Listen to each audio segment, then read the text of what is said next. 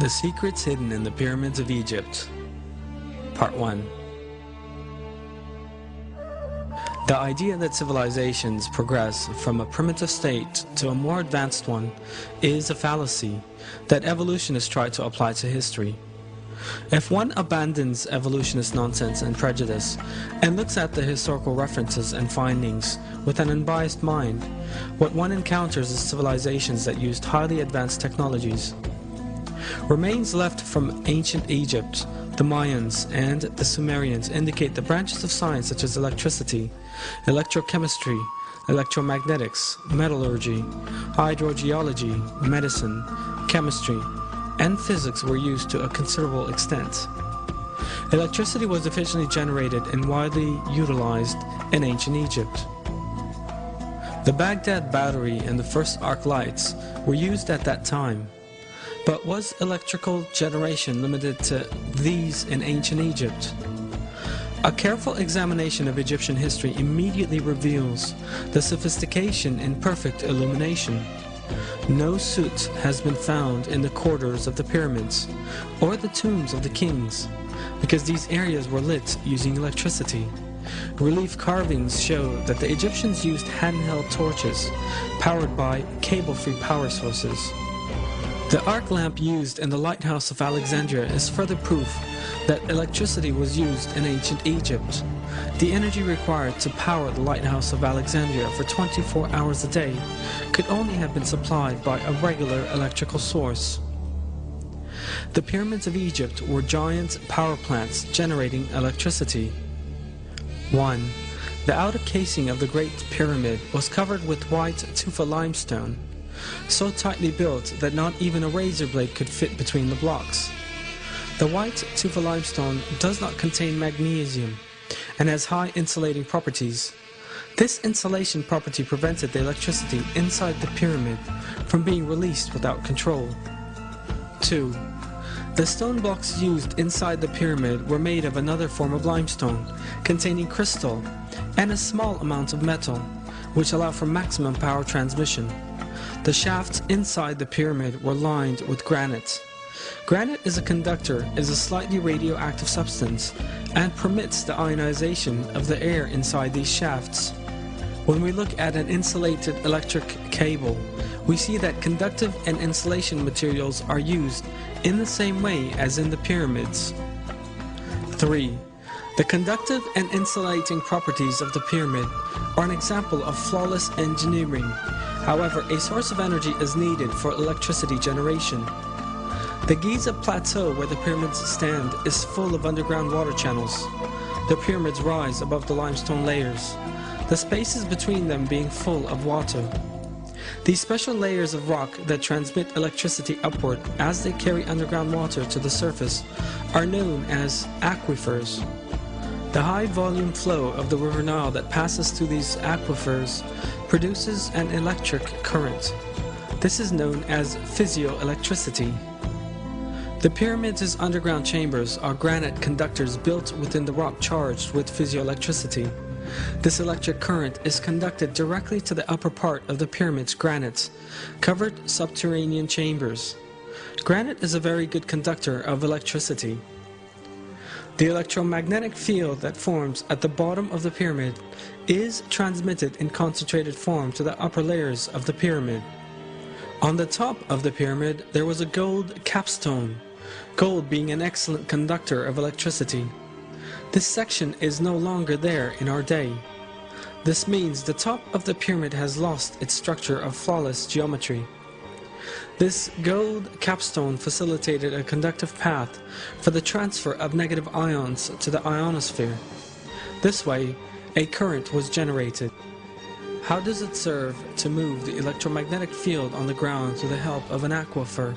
An identical form of this technology, employed in Egypt 5,000 years ago, was used by Nikola Tesla, an inventor of electric technology in the early 1900s. In a tower he constructed in the United States of America. Tesla, the inventor of such fundamental electric technology as the alternating current, electric engine, radio, the laser, and radar, was successful in simultaneously transmitting sound and pictures between continents in the Wardenclyffe Tower he built between 1901 and 1917. He used an external source of electricity for this, and even applied wireless power transmission technology. Tesla had also built his tower above an aquifer and discharged the negative ions from the aquifer to the tower.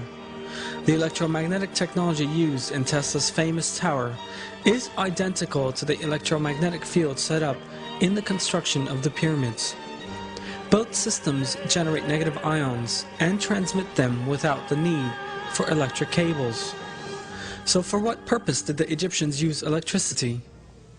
Relief carvings clearly show that the Egyptians used handheld bulb-type lamps powered by a cable-free electric source. These bulbs are reminiscent of Nikola Tesla's descriptions to show that his alternating current was safe. At the 1893 Chicago World's Fair, Tesla transmitted alternating electric current through his body to light a bulb he held in his hand without using electric cables. This relief carving shows a wireless antenna. The Egyptians used the antenna and cable-free energy for wireless communication. In the relief on the left is a carved transmitter with a receiver on the left. This evidence indicates that the Egyptians used free wireless energy for communication purposes. This relief carving shows a yarn manufacturing facility. The yarn Egyptians used for their fabrics at that time were as fine as those manufactured by machinery today. The Egyptians also used electric power in their weaving plants. It was seen that many gold objects which have remained from ancient Egypt were in fact very finely gold-plated. Such perfect gold plating as in these pieces requires the use of electricity. The total electromagnetic measurement made around the Great Pyramid is identical to that made during a thunderstorm with lightning. There's a powerful electromagnetic field around the Great Pyramid. This may be observed through a simple experiment when standing at the top of the pyramid with a bottle wrapped in a damp cloth. Sparks fly away from the bottle as if one were on top of a high-voltage bobbin. The pyramids were not used as tombs. The pyramids have always been interpreted as the tombs of the pharaohs, but in fact no inscriptions of any kind appear in the corridors of the Great Pyramid. This suggests a functional building rather than a mausoleum. An empty stone chest was found on the central axis of the pyramid that archaeologists call the King's Chamber. They claimed that this contained the coffin of the pharaoh, but that since this had been stolen, it was now empty. But the examination of the dimensions of the stone chest and the special location in which it was installed reveals a different state of affairs. That point is just where the missing part of the pyramid's conductive structure and whole design suggests it should be. If a superconductive material was installed here, the pyramid could manufacture enough electricity for all of Egypt. This superconductor is thought to have been the Ark of the Covenant, which was known to have been in Egypt in ancient times, and whose dimensions are just right to fit inside the stone chest. The prophet Moses, peace be upon him, was adopted by Pharaoh, and according to historic records, was raised as an administrator because of his superior moral values, intelligence, and abilities. One of the phases in leadership training in ancient Egypt was the teaching of all the secrets of Egypt and the knowledge of energy. In addition to its other properties, there are also various references to the Ark of the Covenant serving as a capacitor, and that this was the source of Egypt's energy. The prophet Moses, peace be upon him, is known to have taken the Ark of the Covenant with him when he fled Egypt. According to historic references, one of the reasons why Pharaoh chased the prophet Moses, peace be upon him, right up to the last moment and strove to catch him at whatever price was the Ark of the Covenant, because Pharaoh was aware that all the glory and magnificence of Egypt would be lost without electricity. Historic references also show that Egyptian civilization reached its peak during the reign of Ramses II, who lived at the same time as the prophet Moses, peace be upon him. But those civilizations collapsed in less than 10 years, after Ramses II, and Giza was even abandoned. The city, once the center of civilization, remained deserted until the next dynasty settled there. Were the Egyptians the only society to utilize wireless electrical technology? The relief carvings left by the Mayan and Assyrians also contain images of similar techniques to those implied in the pyramids. All this information once again goes to demonstrate that there were no primitive people and societies in the past, as evolutionists would have us believe. In terms of civilization, more or less developed communities have lived side by side at all times throughout history.